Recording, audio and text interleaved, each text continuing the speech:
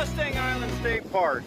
We're having a beautiful day out at the beach today, and we got something a little bit different, a little special for you. Today is Savannah's birthday. 7 years ago today, Savannah was born. Happy birthday, Savannah. We're going small. For Savannah's birthday, we got an aquarium for her. Today we're out here at the Fish Pass Jetty on Mustang Island State Park. And we're gonna see if we can't get her some stuff for her aquarium. What do you think, Savvy? I bet we can too. We're gonna find something fun.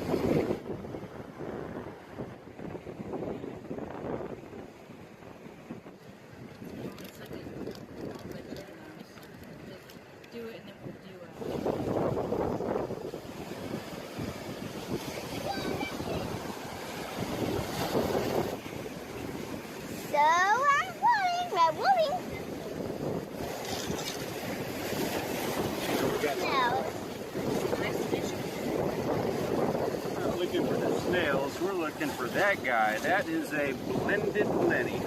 Yep. It's a blenny. And? Ah. And he just jumped up. And if you notice, the waves are coming in big. So we are getting our snail underneath.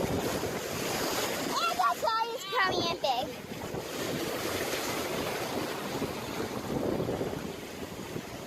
If you can see, I cannot really my water. I'll hold it. All right. Let's do it. Let's rock hop on over to the next hole. Okay.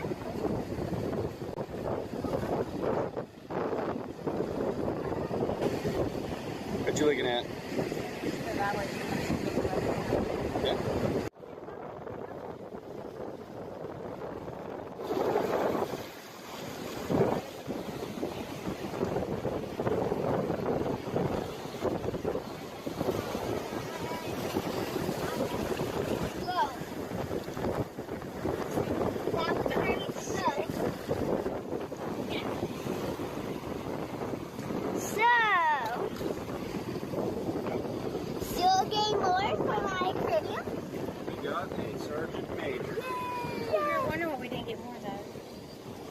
And it is adorable if you could see. Alright guys, we got a few things for the aquarium here. A couple shrimp, some blennies, and some sergeant majors.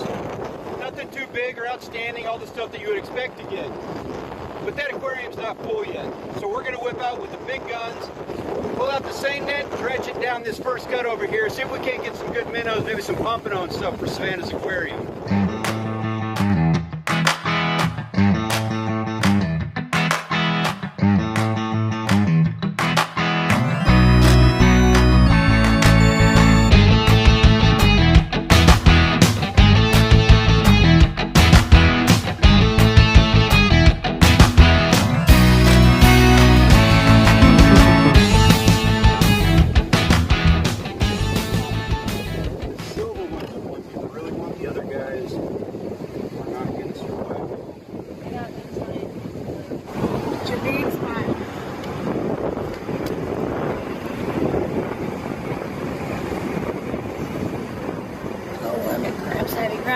Grab hands.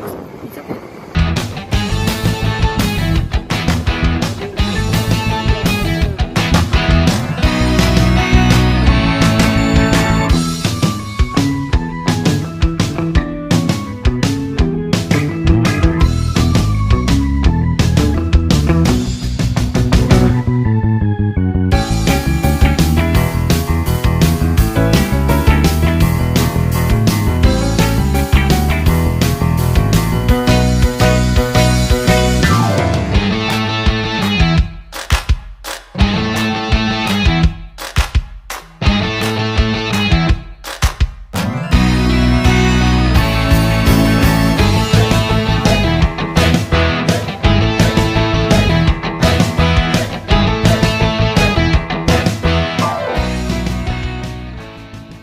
Alright guys, so we had a whole lot of fun today. Didn't do much fishing, but that's just fun. We got a lot of cool stuff for the aquarium, and we're back at the house now. It's late, but we're still going to take our time, go fill that aquarium and see what all we got.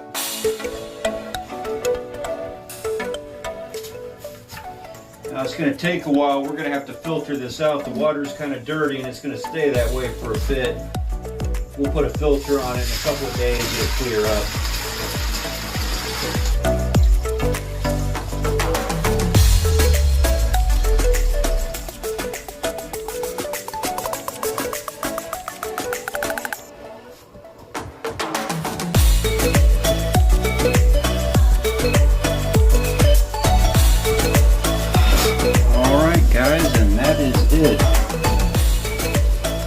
Filters will clear that thing up by tomorrow morning, make it look really good. We'll get to set that stuff around so that stuff can hide up in there and we'll still be able to see everybody. Let everybody calm down and acclimate tonight. And then we'll come back in here and take a look at it tomorrow and see how everybody's doing.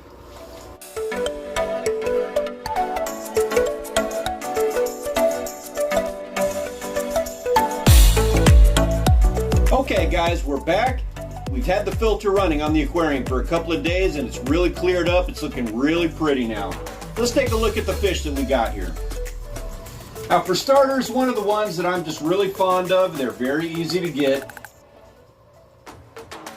are these mullet. Mullet are really cool because they're shiny.